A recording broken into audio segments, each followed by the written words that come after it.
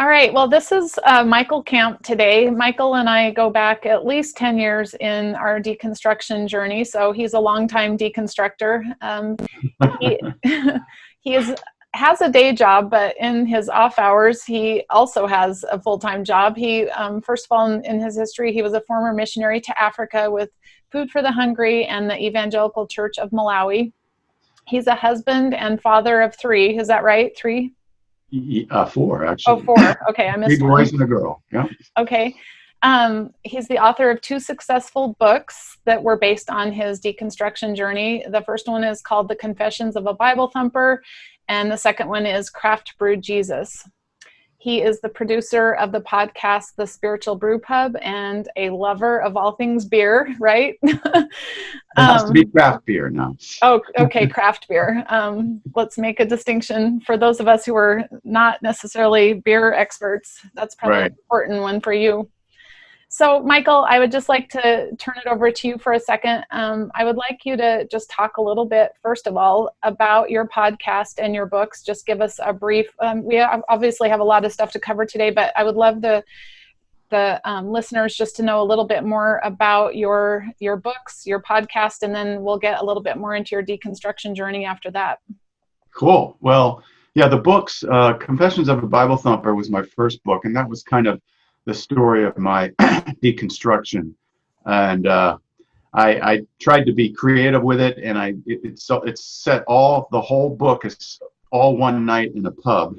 Wow. Having a conversation with some friends, mm-hmm. and I'm going through. A lot of people write. They focus on one topic, like you focused on hell. I had to address a whole bunch of things: hell, the church, the Bible, the end times, the sexuality, the concerns of the LGBTQ community, all these things. Mm-hmm. And so I put them all together. So each chapter addresses one of those topics. And so it starts to go into historical background on and some biblical scholarship on each one of those issues to kind of bring new light to it, which were things that we were never taught in the evangelical church. So that was the first book. And the second book is really, I guess you would call it more my reconstruction, where I started to realize, okay, now that I've deconstructed all this, now what do I do? Right. I'm losing all this stuff, but there are some good things in there to retain. So I started to go into, okay, what should a new spirituality really look like? So the subtitle is How History We Never Knew Taps Our Spirituality We Really Need. So it's got a lot of historical and biblical scholarship in there as well. So those are my books. What was the other thing? Oh, the podcast. Oh, the podcast is a wonderful project. I love doing it. I interview very interesting people, including yourself. You're one of the episodes, and I just did Kevin Miller, the producer of Hellbound and the new movie JESU USA. And basically, it's hearing other people's deconstruction stories, or stories having to do with spirituality or the history of Christianity, and getting more voices into the mix, and finding also answers, just more answers for people. How do I deal with this? What's this like, and so forth. So it's a lot of fun to do those interviews. Well, you and I met over our deconstruction journey, and we actually have had some interesting experiences together. I can think of especially the one time that we met up as couples and went through the Beartooth Mountains and stayed in, what was that town called? Oh, I forgot. Anyway, we had so much fun, and then we ran into that group of young people who were there at a costume party or something, and we had some really fun picture opportunities with them, and a biker gang, and everybody was excited. But remind me again, how did we first get in touch?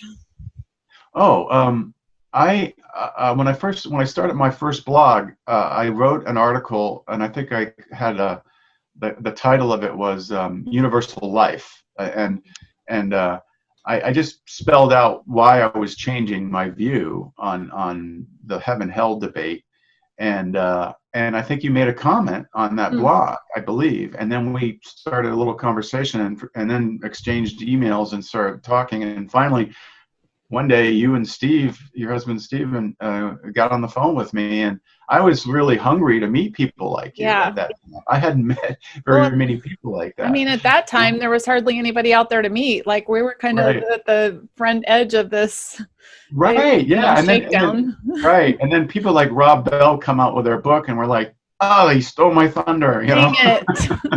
Actually, I was about ready to come out with Raising Hell right before Rob Bell came out with his book, and I held back because I first of all wanted to read what he had to say, but also I didn't want to be like right around that cloud of the Rob Bell thing, and I tried to, just strategically. Yeah, Rob Bell.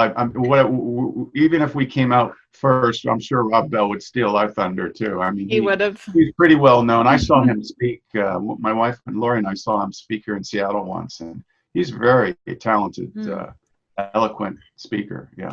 Well, I read your book. I did not read Craft Brewed Jesus, but I did read Confessions of a Bible Thumper many years ago, and I don't remember all the specifics, but I know it was very impactful, and it was definitely at a time and place in my life where I was in my own deconstruction, and I felt understood and heard. And really, that's the purpose for these interviews. Is deconstruction is a long, scary process, and it's an awakening, and you go through this gamut of emotions of, kind of the grief process of first shock and horror, and then anger, and then, maybe sadness, and then acceptance. And today I just wanted to talk to you a little bit about the deconstruction process, because I know you've done a lot of forward work on this. And I just maybe like to ask you first, what do you see as the deconstruction process for Christians? Like, a lot of people go down some dark paths with this, and I guess, what is it, and is there a healthier, better way to do it? Well, that's a very good question, and I could take a long time to answer it. But the deconstruction process, I guess it's first of all, it's different for every person, but there are a lot of similarities that people go through. And it can be long. It can be, parts of it can be, you turn on a dime all of a sudden. But one of the things I've learned is that you for a long time, people go back and forth. You have mixed feelings, and you don't just wake up one morning and say, hey, I'm going to be a progressive Christian, or I'm going to, be an agnostic, or whatever. You just, there's a process you go through, and the feelings, like you said, they're just intense, anger, confusion, guilt, shame, rejection from friends and family, and so forth. So as far as the stages, I like to refer to Kathy Escobar's book, Faith Shift, and she has 6 major stages of a deconstruction, and they're fusing, which is when you get into the evangelical or into the movement, shifting, when you start to question things and you're just exploring, what if this is true? What if this is not true? And then there's this interesting stage called returning, where you're going back and forth. You kind of return, and because you feel guilty or shame, or you're not supported, or you feel completely alone, no one else is doing this, and so you're going back and forth and questioning in your mind, and that's very can be very impactful on you. And then you have what she calls unraveling, where you're if things come to a head and it's a crisis of faith or something, and you have to make a very strong stand and move away. And then there's this, finally you get to the severing, when you finally do move away, and then the rebuilding, which is very important, and is just rebuilding something. And the problem is that people, when they go through these stages, they don't know sometimes, I will eventually get to the rebuilding, or they don't know that, right, I'm returning, but actually I'm going to discover more things, and I am going to find a place of peace. And I think that's where I really want to help people, is to find a place of peace, and find it quicker, and find it with a community of people, and not alone, and not think they're crazy for what they're going through. And also in the rebuilding, remember that there's a lot of things in the faith, whatever faith experience you have, at least in my experience in evangelicalism, there was still a lot of good things that I learned, and you can retain some of those good things and kind of refashion and redefine them, but not and not get bitter and anger, but really find a better place to be where you keep the good and you reject the harmful. You know, that's an interesting point. You talked about the stage of returning, and I think for a lot of us, part of that is we want to try to figure out a way to make our old faith fit into our new shoes, and we don't want to lose everything that's been important that we've invested our lives into, and we also don't want to lose the people that we love and everything. But like you said, we come to a place where we have this crisis where we realize we're never going to fit into those old shoes and anymore, and we're not going to be welcome to walk in our new shoes in those circles. But what you're saying right now too is an important part for people to understand, that just because you don't fit in those old circles anymore, there always is, and I call it kind of a holographic truth, where there's, as you're deconstructing, you know, you find all these things that you thought were true and they become lies. But if you can zoom out a little bit, you can always find a truth in it with a different lens on it. And, you know, like one example I could just give real short, and this won't, you know, obviously do justice for the magnitude of the topic, but the Trinity. You know, as I deconstructed what the modern church says about the Trinity, I realized how false the whole teaching is. However, when you zoom out and you use, you know, more of the ancient views of it, you realize the Trinity is still true, and you don't have to let go of the beauty of the deeper meaning of it when you figure out what that is. And it actually becomes more powerful instead of less powerful. So just giving people that hope that the truths that they thought they knew that become, you know, not so true, there could be a much better and more powerful truth behind it that they're still waiting to discover. Oh, that's very true. And that's the thing with it. In the beginning, you just don't know what you are going to discover. And it's kind of this unknown. Yeah. And there's this fear of going too far. I'm going to deconstruct too much. I'm going to become an atheist or agnostic. And you think, oh, that's the end of the world. And you know, I won't have any friends. I'll be rejected and so forth. And or hope, or have any hope or light or. Right. And then,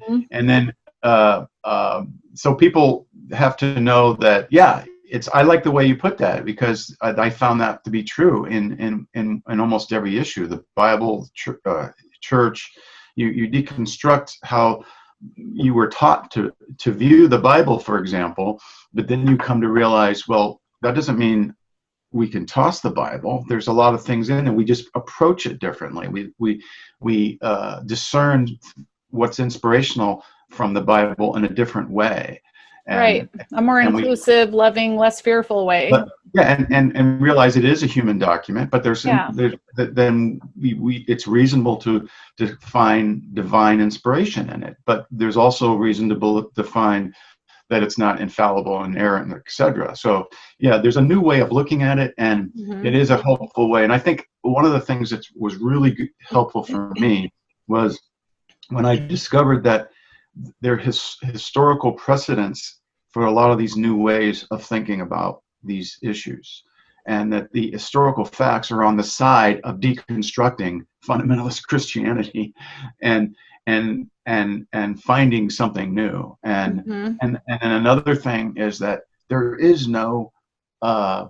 really is no one way or one set of doctrines of beliefs or one correct, accurate, 100% way of thinking on all of these things. The early church had a whole bunch of different views on a lot of things.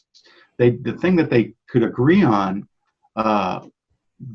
is the love ethic of Jesus. And so that's kind of like the thing that the foundation. I think that is the foundation for reconstructing is the love ethic. And so we have these things in our mind, the way things should be, but when you look at history, you realize, oh, actually, that's just, a modern invention, or that kind of showed up with Constantine, and when the Roman Empire took over the church, and the reformers never dealt with it. You discover how we got to where we are today, and that's very freeing to do that.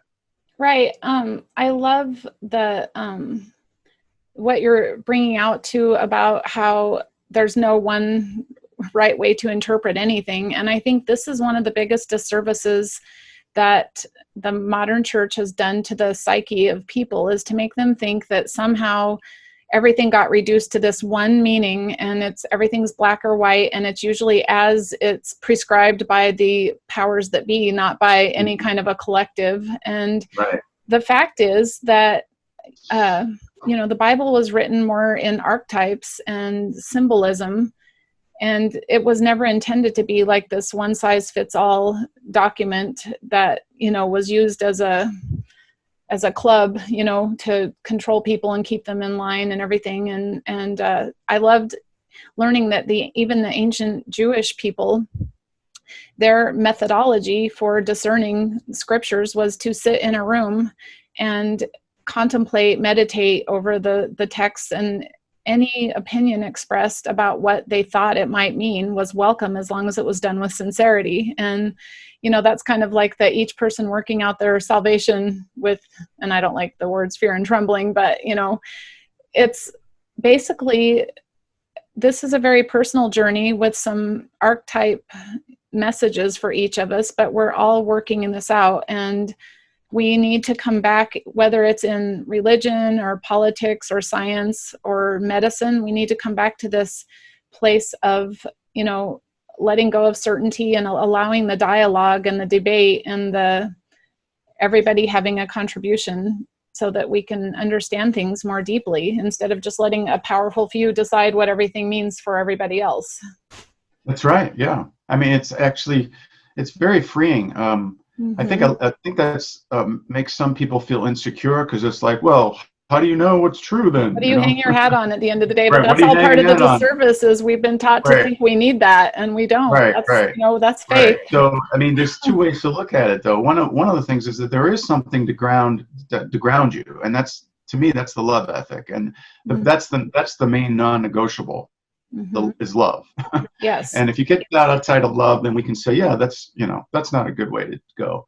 But you've got this situation where either people tell you what to believe, and then if you question it, they go, well, that's the right interpretation. That's too bad. That's what the word says. That's what the Bible says. Down. That's too bad. It shuts you down, right? And then when you realize that actually in the first century, people didn't necessarily read the Bible that way. Right. They didn't say, oh, okay, well, that's what they debated it. And even the Bible debates itself. Exactly. The prophets are debating the sacrificial system, saying this is crazy. Right. God doesn't want this. He wants humility and social justice and mercy, That's what the prophets were saying. I love what you said too, like the trail is love. And early on in this deconstruction journey, which we're about to talk a little bit about fears, but I was given kind of the breadcrumb, if you will, to follow, of truth being, does this lead me to love or fear? Does it lead me to captivity or freedom? And those are really the two litmus tests, because anything that's leading me into transformation and toward love and light is going to lead me out of fear into love, and it's going to lead me away from captivity and into freedom. So that's how people can know, are you on the right path or not? And it's kind of simple. But in light of that, and just the fears people have about this, getting off track or whatever, I'm sure that's one of the things you would see. But can you let us know, like, what do you see as the main fears or cognitive dissonances of deconstruction? Like, what do you think people are up against? Oh, that's good. Well, one of the things would be in the beginning of the deconstruction is fear of going too far, fear of losing your faith, I guess. Like you said before, you've got a lot of things invested in this faith of yours, depending on what your situation is. Some people, it's been, years, decades. Some people, it's their profession. They're a minister or a missionary or something. Some people, they're really deeply involved in it, and they've been arguing for it. And now all of a sudden to come out and change. So invested in something. Right. Right. You're so invested in it. So there's this fear of going too far, of losing community, losing family and friends, going to the other side or something like that. And so I think that's one thing, and you deal with it, I think, by understanding some of the things we've already said, that there is a new way of looking at things that is actually very freeing. And actually, I argue that in one sense, I argue this is the more biblical way of looking at it. So it's actually more biblical or more historical to not believe in inerrancy, and to not believe, that everything I read is the 100% Word of God in the Bible. And so there has to be a paradigm shift in order for people to do that. But I got a little off track. I forgot what your original question was. Just what are the fears that people are facing, like, and the cognitive dissonances? Oh, the cognitive dissonance. That's a good, throughout their deconstruction process. Right. Yeah. And so I think the fear part, there's a whole bunch of stuff. I mean, you fear you're going to get out of community. You're not going to have a safe place anymore. You're going to be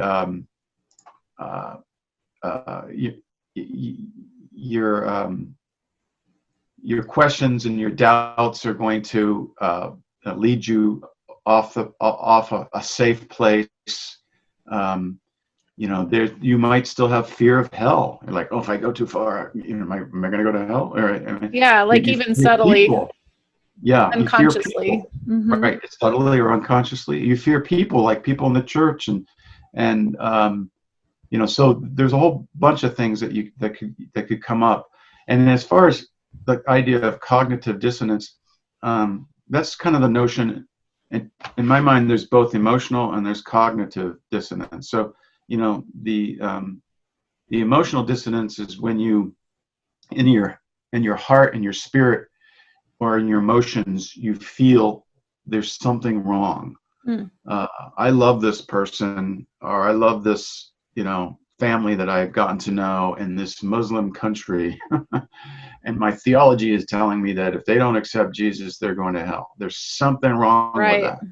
Just like grates on you, right? And then that's emotional dissonance. And then cognitive dissonance is when you're trying to make things work reasonably in your mind, and you find a contradiction in the Bible, and that doesn't line up with the inerrancy of the Bible. What do you do with that? You try to harmonize it. Someone says to you, well, Michael, that is just, it looks like a contradiction, but it's really not. I see people in our Raising Hell group doing that still. Like, we're so ingrained to do that you can't allow yourself to admit that the Bible is full of contradictions, and you're still trying to explain it in a way that makes sense. You got to be fair about it, okay? Sometimes you can find a harmonization. Yeah. But a lot of times you can't. And when they explain what the harmonization is, if you feel that doesn't work for me, right? If you don't accept it, right, then the church, the authority, labels you as rebellious. You're just rebellious. You can't accept it, right? It's something wrong with you, and that's the part that's really wrong. People need to think for themselves. And when you get to the point where you can't think for yourself because you're afraid of some authority, the church, your friends, family, something outside yourself, then you got yourself a problem. So, and on this fear topic too, I feel like one of my big challenges through my life has been a journey from fear to freedom, or fear to love. And I keep just peeling back layers of this onion of what's my next fear behind the fear, and I will just say the struggle's real in this deconstruction journey, because here I am 10 years out and I've come a long way. And yet I still keep being led into my fears that I haven't even addressed yet. And I think one thing I just want to say is, as you start uncovering those fears and those cognitive dissonances and emotional dissonances, you shouldn't run from them, because the Spirit's trying to heal something in you that is still deep down in there, and you need to let these into the light. And I'll just be a little vulnerable here. I'm working on my next book about making sense out of evil and suffering in light of a good God. And I'm supposed to be producing chapters every month for my Patreons. And right. I'm kind of stuck right now because I'm working on the chapter about being lost. Like, can I get lost on this path? What you said early on, is this going to take me into some dark, scary places where there's no return?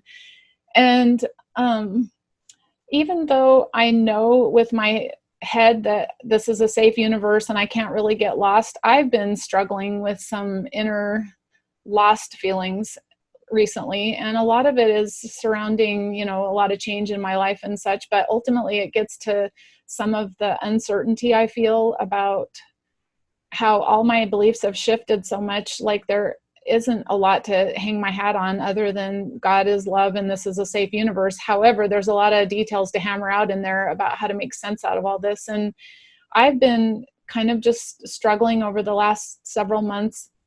I think part of it is, getting out of my nursing profession. And that was such a label for me and a strong ego base. And that whole container has fallen away. And I'm left again, like, trying to figure out where I fit in this story and who am I and what does all this mean? And here I am trying to write a chapter about you can't get lost, and I'm feeling really lost. And I could even, I feel teary-eyed even just talking about it right now. Right. I'm trying to bring this forth out of myself. However, the thing I'm going to say is it's no accident that I'm facing this fear, because there is some deep grounding that needs to take place in me where I know that I can't lose my connection. And before I can bring that to other people and say why I believe this or why I feel this, I have to wrestle it out within myself. So I've been wrestling now for, about 2.5 months through this. And I'm just saying, again, the struggle is real. Like, nobody's trying to soften the blow of what deconstruction looks like. It can be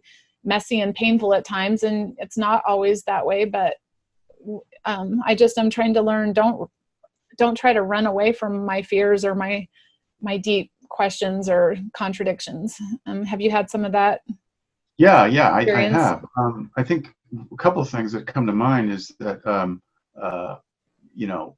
for people like you and me, I think we want to find answers, and we want to figure it out, and we want to know this, and we want to have an answer to that, and sometimes it's okay to say, I don't know, it's a mystery, I don't know. But sometimes there's fear in that. That's what I'm saying. So there's fear in not knowing, and you have to sit with that. There's fear in it, but I think if we can come to a place where there's no longer any fear in it, because it's like, I don't know what I wasn't around 1 billion years ago, whatever. Right. I don't know what's going on.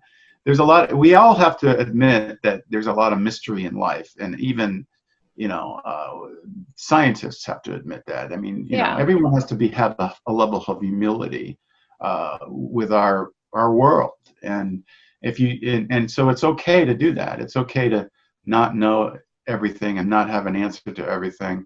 But I think too, what I'm wrestling through right now is that you've got to find a deep connection to your source and to, God, whatever you want to call this. You've got to find some stable, unmoving foundation that when all the other foundations have moved, you're still conscious that it's there. And I think that's what's healing in me. Yeah, right. Yeah, you need that grounding. And I think for me, again, I keep coming back to the love, peacemaking ethic of Jesus, and I think that's my grounding. And what I've discovered is that, that thought, that ethic that he had brought to the world, that even the prophets had brought it too, but he really defined it in a different way, and we can still see it in other religions as well. But that whole ethic is seen. You can see it everywhere. If you open your eyes, you can see. I'm in an organization called Rotary International. That is like the model of that organization is service over self. And we're a service organization. I'm involved with the international service part of it in our club. And I'm taking my love for, when I did aid work as a Christian, and now I'm doing it for the Rotary, and it's amazing. Wow. This love ethic is everywhere, but it's not in the news. It's just people are doing amazing things all over the world to make the world a better place, to help the poor, etc. And you never hear these stories. And you very rarely hear the stories, because everything's always terrible, everything's always bad. And when you get into that, when you realize that and you see it, and like the Rotary, it's not a religious organization at all. It's like, if it was, I would quit. It's like, I don't want to be in a religious organization. People don't talk about religion. We don't argue about any of this stuff. We just try to serve and love people. And all of a sudden you realize, whoa, we've got this community. I can feel it. It's inspirational. Wow. And to me, that's the love of the universe. That's the love of God, to me. And so that's kind of what grounds me. It's like, no matter what's going on crazy in the world, there's always these good things going on, and we just often don't see it, and we don't open our eyes to see it, Yeah, I get that. And I think also moving to the mountains of Puerto Rico, where I'm pretty isolated and I'm not working with people, that's all contributed to my shift. And just feeling this disconnection and lostness. But I know it's leading me somewhere good too. But do they have a Rotary Club in your? Well, if they did, I would have to speak Spanish to be a member. So no bueno. You would. I bet you there's English speakers there. It's Puerto Rico. There are some really good organizations here that we're trying to branch into that do a lot of good things. So it's baby steps for us, like just getting here, getting planted, getting connected to people with like minds. And well, I think that's a good. But I think the point what I would make was that's part of rebuilding and reconstruction, is finding a place to serve others and to get your mind off yourself. Get your mind off yourself and get into community and stop, because we kind of get in this, we're always complaining and critiquing, and everything is negative. You got to get out of that at some point and find a positive path, or else you kind of go crazy or become bitter, Well, all of this stuff that we're talking about, like leading you to a better place and a better path and a better mindset, I think will be addressed in my next question for you. I would like to find out how you view salvation these days under your deconstruction lenses. Okay. Like, has salvation changed throughout history, and what do you think it is really? Like, what's at the core of the salvation teaching? That's a good Bible? Question. This one, I probably, if you had asked me 5 years ago, I probably wouldn't be able to answer it as well. If you asked me 10 years ago, I'd go, I don't know, I'm figuring that out. Salvation, I don't know. Isn't that a Latin word? Right. So, because we were taught in the Evangelical Church that salvation was, you are rescued or saved from eternal death, hell, separation from God. You are a depraved person, and without you accepting Jesus and Jesus doing this thing on the cross, you would go to hell, and God couldn't look at you and your sin, and it's like, and now you're saved, and now you're okay. And when you deconstruct that, you realize, that's just weird. God is like this tyrant. He's like, he has to torture Jesus on the cross in order to forgive anyone. He's got to he can't look at you, you're a depraved person. Right. And then if you're a Calvinist, he already knows who's going to hell because he chose them to go to hell. And your heart is desperately wicked. You can't trust it, and all those you can't trust yourself. Right. All these things. So anyways, so salvation, first of all, that's not salvation. And what I found is in history, getting into what the Jewish people, or what the Jewish society was in the first century, in the Roman society and the Greek society in the first century, that really helped me understand a better view of salvation.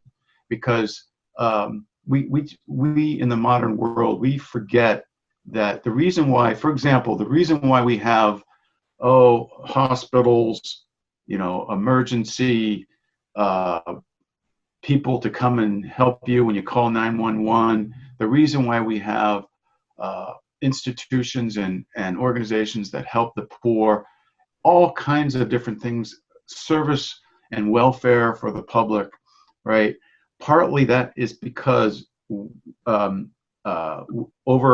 the centuries, humanity has recognized that love ethic is really special. We should do something to help each other in our community too. And so that kind of comes from the prophets, but Jewish prophets. It comes from Jesus in a very profound way. And there's other sources of it, but salvation, first of all, has to do with mostly the here and now. It's not the afterlife. If the afterlife is part of it, I think, but Jesus was really talking about that kingdom come, thy will be done on earth, and it was a salvation from the way the society was treating each other. Wow. We had the corrupt Jewish temple system. There's all a bunch of corruption that Jesus exposed there. There was the empire of the Romans. The peace to the Romans was, you go in, you conquer an area, you set up strict laws, and if anyone gets out of line, you punish them, and if they get really out of line, you crucify them publicly, so everyone can see it, and scare the bejesus out of everyone.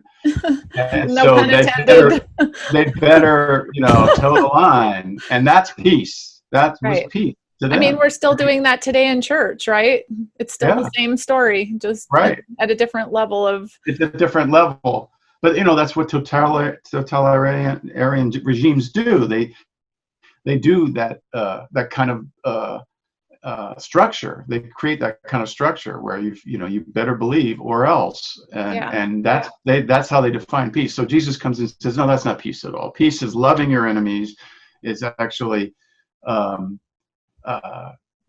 reaching out to the marginalized and focusing on them, because they're the ones that have to be lifted up first. We have to pay attention to them first. Right.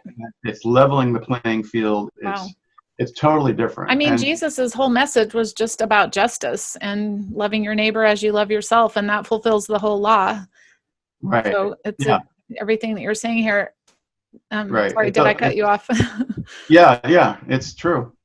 So it's like, and the violence too. I mean, we don't realize how violent that culture was.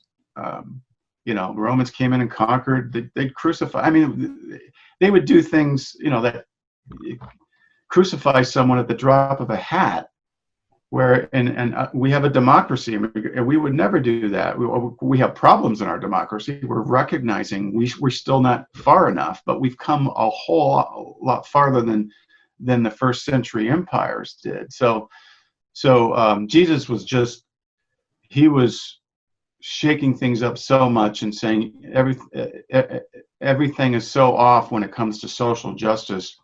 You need to love your enemies, stop being violent, and bring up the poor and the marginalized, and have an equal community. And that, to me, is more of what salvation is than some kind of a ticket to heaven. I still believe in heaven, but that's not the main gist of what it was. Ironically, the church today is still crucifying Jesus among its members. Anyone who is trying to upset the predominant narrative of hypocrisy and all those things. But I think too, I love your definition of salvation. And I think for me, I don't know if you remember, but if you look into the Greek word used for salvation, it also sheds so much light. And I think that's where, that helped me understand. Do you remember the Greek word and what the actual definition is? If I saw it written down, I could say, yeah, that's it. But I don't remember off the top of my head. It's the word sozo, and it actually means being healed or made whole. And I feel like that's the message Jesus came as we are doing all the things you're talking about with our social justice and truly regarding our brother as ourself. Then we bring about the healing and the wholeness among ourselves and within ourselves. And That's what salvation, that's what Eonian life is based upon, is this healing the connections between God and people. And the healing is partly becoming a whole person, a whole human being. So when we're practicing retribution and violence and not refusing to forgive someone and refusing to give, always being that way, then we're not a whole human being. And so, right, it's more to do with that than, it's not like when I was in the church, there was a big focus on sexual sins, fleshly sins, worldly sins. You're not going to church, you're not reading the Bible, and you're not praying, and all these religious codes of conduct and homosexuality, right, all this stuff, right? So it's kind of like, okay, as far as any of that goes into a realm where people are harming other people, okay, that's wrong. If it doesn't matter what you are. That's justice. Yeah, it doesn't matter what you're harming doing. Other people, yeah, that's wrong. But all those things, they're really not anything. I mean, God could care less how many times you go to church or read your Bible.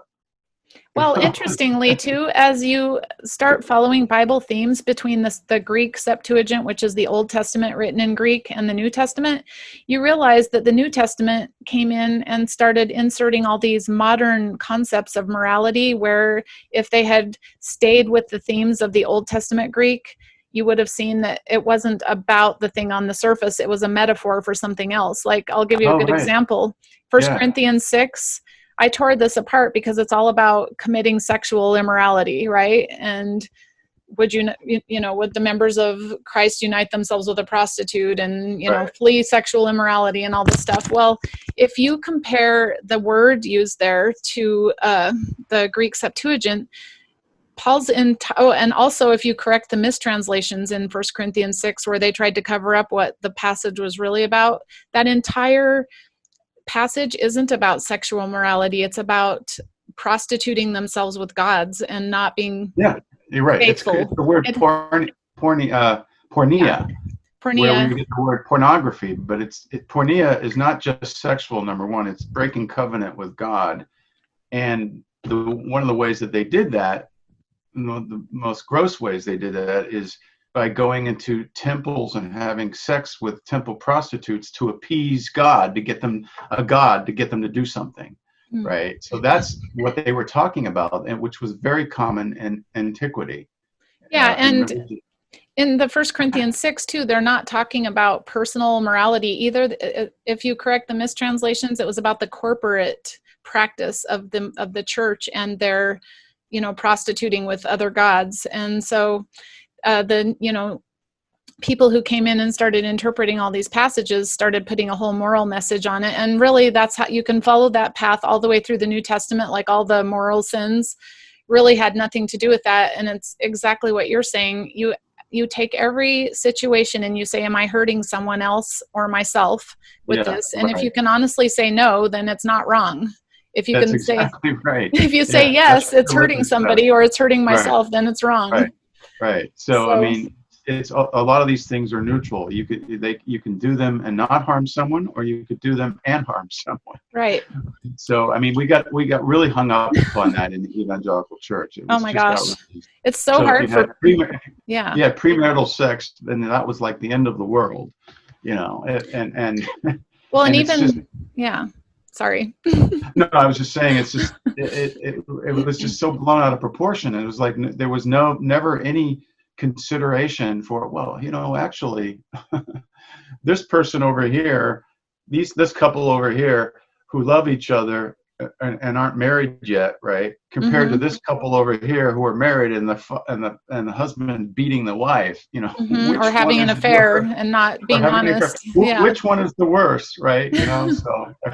Well, and they took all those arguments with homosexuality too. That's another discussion for another day. But there's not even a shred of evidence that the Bible speaks against homosexuality, and even if there was, it would be like 3 or 4 passages in the entire Bible, and yet Christians will read right over all the hundreds of places, the hypocrisy or lovelessness or ignoring the needs of the poor or being untruthful. Like they'll ignore all those and think that, but I'm just saying, the homosexuality isn't even a doctrine. It's just another one of those things where the, translators and interpreters inserted their own idea into the text.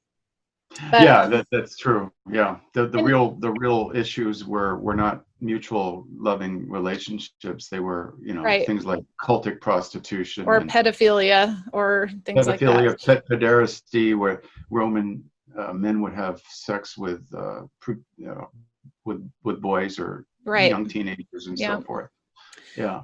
Well, anyway, not to get off too much on all this, but all that is part of deconstruction. Yeah. We've covered a lot of good topics here. We're kind of out of time this morning, but I just wanted to ask you in closing if you could give our listeners some kind of encouragement or hope about this deconstruction journey, because like we said, it can be difficult and messy at times. It's very liberating and fun at other times, but when they're kind of in the throes of uncertainty or doubt or dissonance or, fear, what words of hope and encouragement can you give them? Well, I think the one thing is that hang in there. It's worth it. Number one, you're not alone.